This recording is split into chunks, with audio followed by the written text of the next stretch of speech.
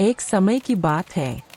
रंग बिरंगे पहाड़ों और गोलमटोल घरों वाले गांव गोलापुर में रहता था एक अजीब सा लेकिन प्यारा इंसान। उसका नाम था कालू मदारी। कालू की लाल पीली पगड़ी हमेशा तिरछी रहती थी, उसकी मूंछें ऊपर को मुड़ी रहती थीं, और चलते समय वह ऐसे उछलता कूदता था जैसे कार्टून से बाहर आया हो। उसके साथ रहता था उसका नटखट बंदर छोटू, जो बिना बोले भी सब समझ जाता था। मदारी आया, मदारी आया। जैसे ही कालू गांव में डमक बजाता, डम डम डम डम, बच्चे चिल्लाने लगते, मदारी आया, मदारी आया। छोटू एक छलांग लगाकर कालू की टोपी पहन लेता, फिर पलटी मारता। कभी साइकिल चलाता, तो कभी चश्मा लगाकर टीचर बन जाता। बच्चे हंस हंसकर लोटपोट हो जाते। जागरता। मोटू सेठ की एंट्री। एक दिन गांव में आया मोटू सेठ।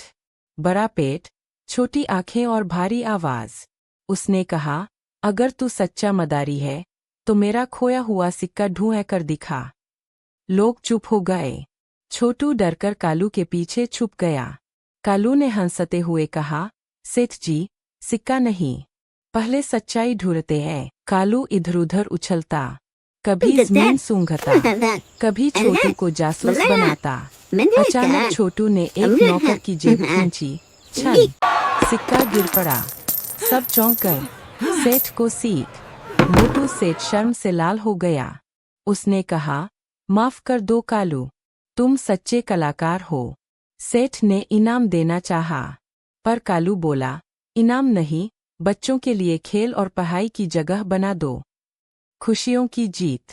कुछ ही दिनों में गांव में रंगीन स्कूल और खेल का मैदान बन गया। छोटू झूले पर झूलने लगा। बच्चे पढ़ते भी और हंसते भी।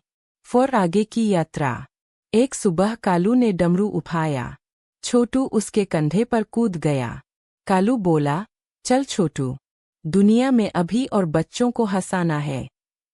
डमरू की आवाज गूंजी,